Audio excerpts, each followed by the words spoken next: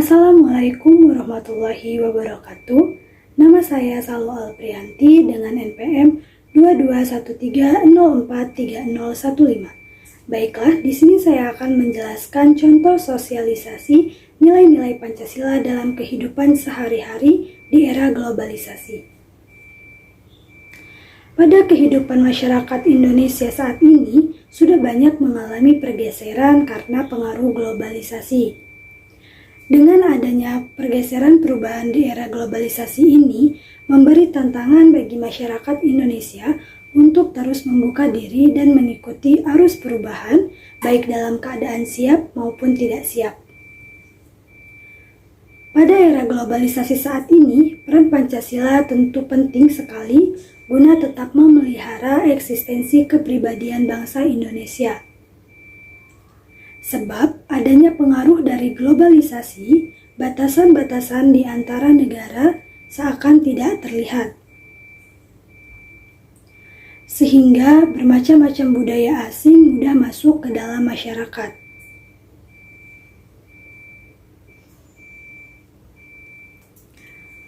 Bangsa Indonesia membutuhkan generasi yang benar-benar mengamalkan nilai-nilai Pancasila dalam kehidupan sehari-hari, agar dapat menyesuaikan diri dengan arus globalisasi.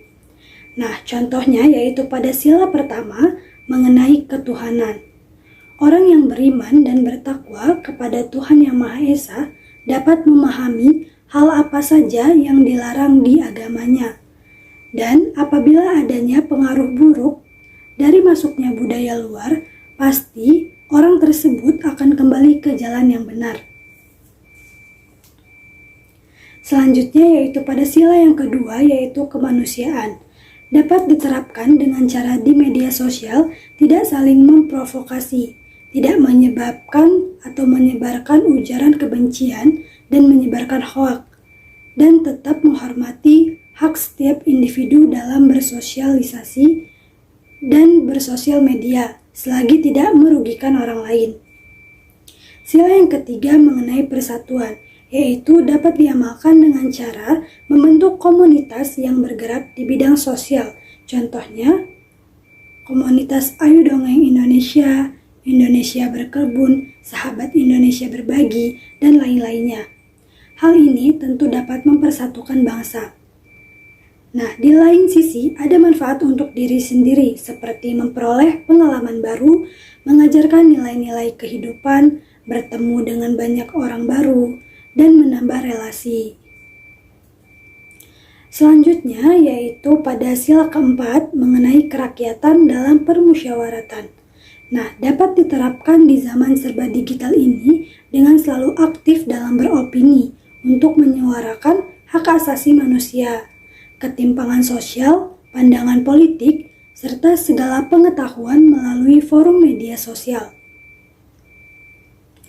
Sebelum suatu opini atau pandangan diunggah ke media sosial, ada baiknya didiskusikan terlebih dahulu, supaya nantinya tidak mengandung unsur sara yang dapat merugikan orang lain, dan selalu tetap memperhatikan bahasa yang baik dan sopan.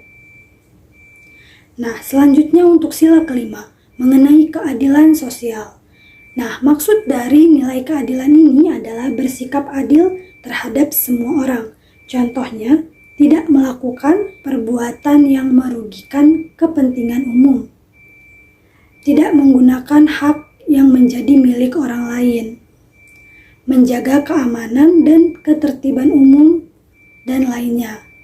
Nah, dari kelima nilai Pancasila tersebut, pada dasarnya merupakan satu kesatuan yang utuh, di mana mengacu kepada tujuan yang satu, seperti ketuhanan, kemanusiaan, persatuan, kerakyatan, dan keadilan adalah nilai-nilai dasar Pancasila yang memiliki sifat universal dan objektif, yang dimana negara-negara lain juga bisa menggunakan dan menerapkan nilai-nilai Pancasila di kehidupan sehari-hari.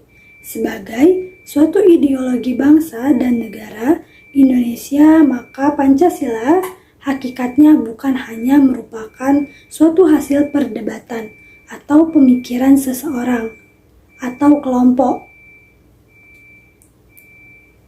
Namun, Pancasila diangkat dari nilai-nilai adat istiadat, nilai-nilai kebudayaan, serta nilai-nilai religius yang terdapat dalam pandangan hidup masyarakat Indonesia. Nah, mungkin itu saja yang dapat saya sampaikan. Itu saja penjelasan yang dapat saya sampaikan. Apabila ada salah kata saya mohon maaf. Saya akhiri. Wassalamualaikum warahmatullahi wabarakatuh.